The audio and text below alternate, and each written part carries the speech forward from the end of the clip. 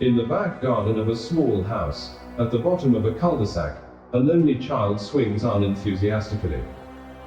The gentle back and forth creaks the rusting chains until he stops.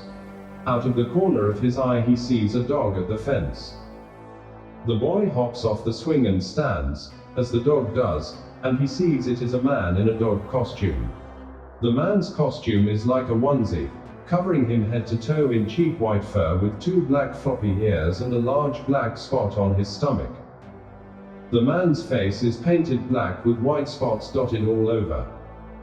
The man waves at the boy, but it is not returned, so he climbs the slatted fencing as the boy just stands and watches.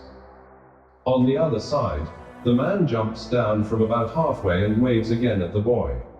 This time he waves back.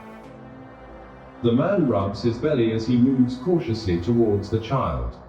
He mimes putting food in his mouth, but the boy shakes his head, no. Running past the boy as he flinches out of the way, the man jumps on the swing and thrusts himself as high as he can, much to the boy's amusement. The man howls as he swings harder and faster, and the boy howls too. Coming to a sudden stop, the man sits still on the swing and stares at the boy with a sad anger in his eyes and a sadistic smile.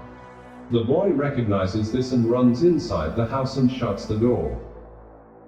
"Why are you slamming the door?" his mother yells. "There's a big dog in the garden." His mother goes into the garden, but there is no dog nor man in sight. "There's nothing out there. Stop messing around while I'm trying to make dinner." "I'm not going back out there." "Go play in your room then." The boy goes up to his room, and from the bedroom window, which overlooks the garden, he watches intently for the man dressed as a dog. Nothing to see as the minutes fly by. His fear eases and his need to go to the bathroom takes priority. Upon his return to the bedroom, he sits on his bed and turns on the TV, flicking through the channels until something tolerable arrives, zoned out on the mundanity, but his attention is snatched away. The panting, coming from his wardrobe, heavy and wet, licks his ears with fear. His own breathing jumps up a few octaves. He's too afraid to move and does the only thing all children do when they're scared. He yells, "Mum!" The man rushes out of the wardrobe and lunges towards the boy. His mother hears the commotion and sprints up the stairs and into her son's room to see a man in a dog costume biting her son's arm. "What are you doing to my boy?" She grapples the man off her son and he stands in front of the mother. Through the thick black paint on his face and saliva-smeared mouth, she recognizes him, pleads to him, her requests are denied, and the man goes for the jugular. His mouth firmly locked onto her throat, the vice-like grip tightening until blood is drawn and flesh and muscle is ripped off and spat out. The man howls with a gargle of blood. On all fours, he crawls over the mother's body, out of the boy's bedroom and down the stairs. He leaves the house the way he entered, through the back door and into the garden, but stops to piss on the boy's swing before jumping over the fence. The boy watches this all from his bedroom window, waiting to make sure he is gone before running to his neighbor's house. The man walks through the quiet cul-de-sac, his cheap dog costume matted with blood, wide-eyed and satisfied. For now. The man has been taking a leisurely stroll for the past 15 minutes. No aim or direction, just walking street to street in his red-stained white dog costume. He sees a corner shop and his rumbling stomach guides him towards it. The shop owner smiles as the man enters, amused by his costume, before looking lower at his abdomen and seeing the blood-stained fur.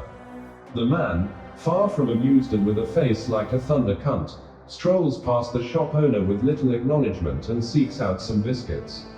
With a couple of packs of custard creams in hand, he slams them on the counter and the shop owner flinches. "That will be £1.60, please." The man reaches behind his back and unzips the dog costume, pulling each arm out, and the costume falls to his ankles. All is revealed. His underwear is way too small, possibly a child's size, and sitting on his hips is a bum bag which the man stuffs his hand into and pulls out a fistful of coins and slams them on the counter. The shop owner is stunned, hypnotized by a tattoo on the man's chest that just says "I love my kids" in block capitals and doesn't look like he paid someone to do it. The man claps his hands and points to the scattering of coins on the counter, and the shop owner hurriedly brings the small change into easy-to-count piles. Finished, he's scared to look at the man who still has the dog costume around his ankles. "You're 20 pence short." The man bends down and pulls his costume up, putting in his left arm first, then his right arm. He reaches behind to zip himself up and just stands staring at the shop owner. "You don't have to pay," said the shop owner. "Just take them. Special price." The man picks up one of the pack of biscuits, grabs the shop owner by his plaid shirt and beats him with the biscuits until they are nothing but a pile of crumbs on the counter. He slams the shop owner's head repeatedly on the counter full of crumbs until he hears something crack. He stands over the lifeless shop owner and opens up the other pack of custard creams and eats them, watching. No emotion or urgency to flee. He makes his way through the entire pack of biscuits before dropping the packaging on the shop owner. He makes his way to the fridges and grabs a bottle of water. Down in one, he drops the bottle and wipes his mouth before walking out of the shop. Sirens of police cars litter the usually small, quiet town. The man is hiding in a row of hedges beside a church, occasionally poking his head through to seize an opportunity to escape. Though no office is in sight, plenty of people are going about their business, not knowing there is a nutter in a dog costume on the loose. Patience is lost on the man and he decides to chance it. Wriggling from the hedge, the man looks around, but there is only a woman pushing her baby past, and he bows as she does. However, as soon as the man crosses the street, a police car appears in the corner of his eye. Sirens immediately switch on and the police car speeds down the street. The man runs back to the hedges and claws his way through the other side, which is home to a school field. Empty as always in the summer, the man runs throughout the school grounds, pulling at any doors he comes across, but none are open. An officer on foot has made his way through the hedges behind the church and is chasing down the man in the dog costume. Another officer in the car has parked outside the school gates and is attempting to climb the fencing. The officer chasing after the man in a dog costume has him cornered after another unsuccessful attempt at opening the closed school doors. "Get on the floor." The officer has their taser out and aimed at the man. "Stop what you're doing and put your hands behind your head." The man stops shaking the door. He turns and faces the officer.